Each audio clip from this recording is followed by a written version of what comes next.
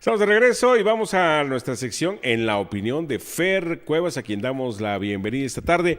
Hola Fer, muy buenas tardes. ¿Cómo estás, Guillermo? Buenas tardes. Y bueno, el tema que estarás tocando esta tarde es tu opinión sobre la reforma electoral que presentó la presidenta Claudia Sheinbaum. ¿Cómo la ves? Pues son 10 puntos que precisó.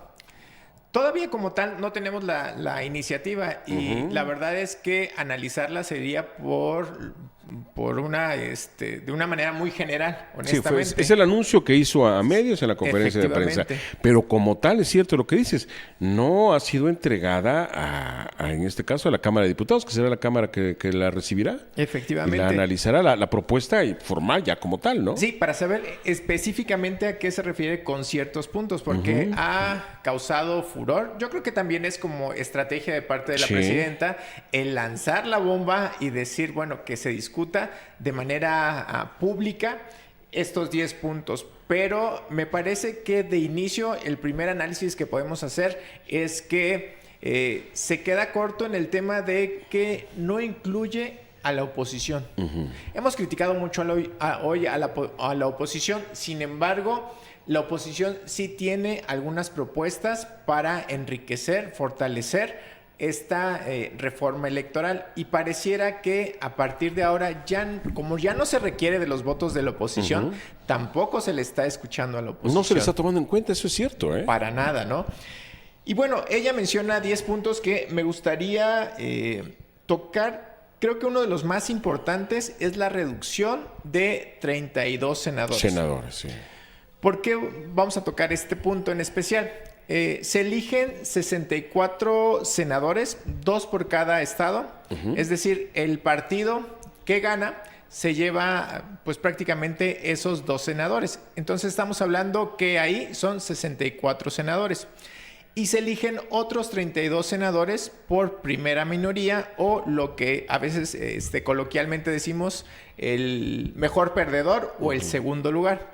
Ahí son los 96 senadores. Ella propone desaparecer los otros 32 senadores que era por parte de representación proporcional o lo que conocemos como las plurinominales, ¿no? ¿Qué pasaría si hace ella o si se aprueba este punto en especial?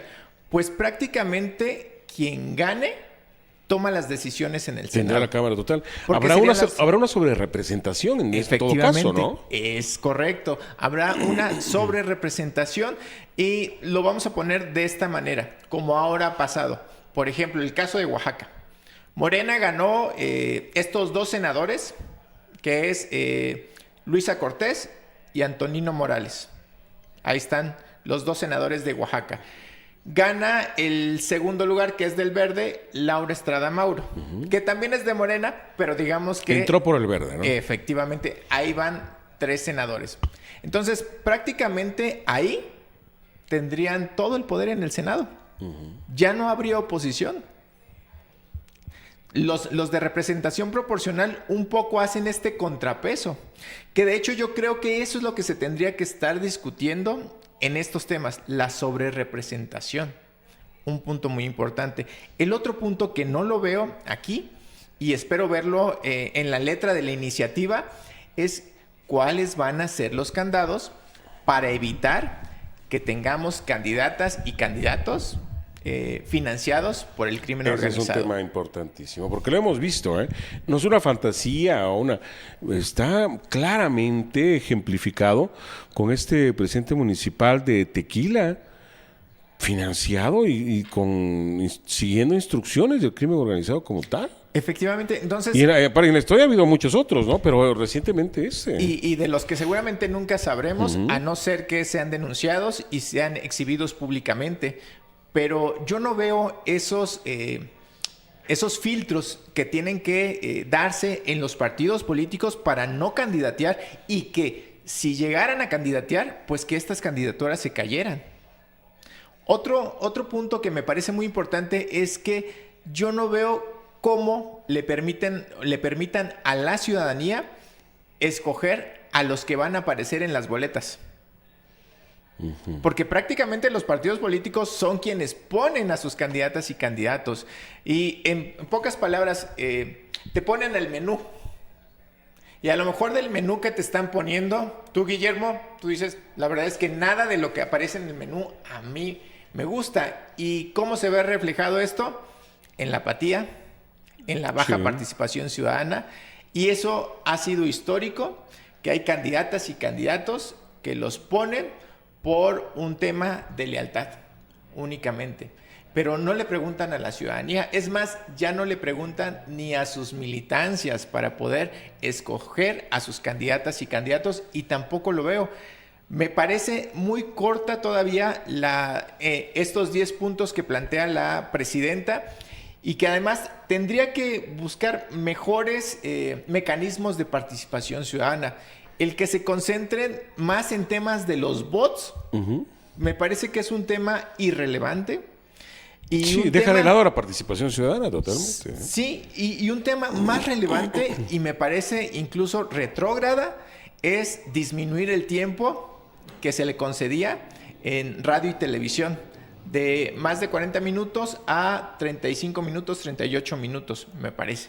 Entonces, esta era una batalla ganada, y están regresando ¿a qué? A lo que pasaba antes, que tenían que contratar y pagarle espacios, ¿no?, a las televisoras por esos minutos, esos espacios. Hay otros temas, por ejemplo, que no se tocan, es justo esto de los tiempos, pero también en cuanto al financiamiento del INE, ¿no? Recortan el presupuesto, pero donde creo que tampoco no lo vi en estos 10 puntos, es el de las prerrogativas a los partidos políticos. Que ahí tendría que ser un punto, si quieren ahorrar verdaderamente dinero, en tasar, limitar estos recursos de multimillonarios a los partidos políticos. Te voy a poner el ejemplo de Oaxaca, y con el partido más fuerte, el partido que recibe más presupuesto, que en este caso es Morena, que recibe más o menos 90 millones de pesos. A nivel estatal, ¿no? A nivel estatal. En este año, ¿en qué ejecutan 90 millones de pesos? Es un año no electoral. ¿Por qué gastarían un partido político 90 millones de pesos? O sea, todo es en nómina. Nada más les exigen a los partidos políticos que el 3% de su presupuesto total sea para incentivar la participación política de las mujeres. Digamos que es como la obligatoriedad. Pero fuera de eso, imagínense, este año Morena gastará 90 millones de pesos, y todavía, para chiste local, nos manda estas convocatorias para que podamos recaudar víveres para apoyar a la nación cubana, ¿no? Cuando ellos tienen una bolsa de 90 millones de pesos. Vaya, sí deja algunos pendientes, ¿no? Vamos a esperar cuál va a ser la propuesta final que sea presentada ante el Congreso y su discusión. Había algunos órganos empresariales que estaban levantando la voz en el sentido de que no hay necesidad en este momento de mover el avispero con una reforma electoral, si de por sí está todo el ambiente muy confuso. Entonces, pero bueno, ya está echado a andar, ¿no? Y a mí me preocupa la seguridad con la que dicen: vamos a apoyar, eso lo dijo el coordinador del grupo parlamentario de Morena, vamos a apoyar tal cual la reforma como venga. ¿Qué pasó con la reforma judicial? Al final del día estaban con sus fe de ratas, porque resulta que no dejaban muy claro, en un párrafo ponían una forma de elegir al presidente o presidenta de la Suprema Corte de Justicia, y en 2 párrafos siguientes ponían otra forma. Y que ya se están levantando algunas voces de los propios legisladores que lo aprobaron, de reformarla, de que es perfectible. Ahí viene un tema interesante. Tenemos algunos llamados de la audiencia. Nos dice Frank Copa: oye, Fer, ¿antes se tomaba en cuenta la oposición? Nanay dice: nunca. Sí, de hecho sí. Y vamos a citar ejemplos incluso más para atrás. El tema del 88 permitió oxigenar precisamente a nuestra democracia. Se crea el IFE. Por ejemplo, a partir de eso, ¿por qué? Porque antes organizaban las elecciones la Secretaría de Gobierno. Ellos eran los encargados. El famoso que se cae el sistema con Bartlett en el 88. Entonces, a partir de precisamente esto, las reformas electorales pasan a partir de momentos de coyunturas. Es decir, después quienes pierden exigen mayores oportunidades. Y a partir del 88 es que empieza a verse o vislumbrarse todavía más la oposición. O sea, por eso pensemos que en el 2000 hubo incluso alternancia. con la creación de otros partidos, como en algunos momentos el PARM, el PSUM, algunos otros partidos que fueron creados justo a partir de reformas electorales para abrir también la representación. Entonces, sí, cada vez que se hace una reforma electoral, permite oxigenar el sistema político mexicano. Y es justo lo que se preguntan muchos analistas. El partido ganador es quien está proponiendo este tipo de reforma y no le están permitiendo a la oposición, sobre todo en temas de sobrerepresentación, que estamos viendo que le está haciendo mucho daño al Congreso de la Unión. Fer, tu comentario final para despedir esta cápsula. Debemos darnos cuenta que las cosas están cambiando y justo por eso requiere todavía más involucramiento de la ciudadanía.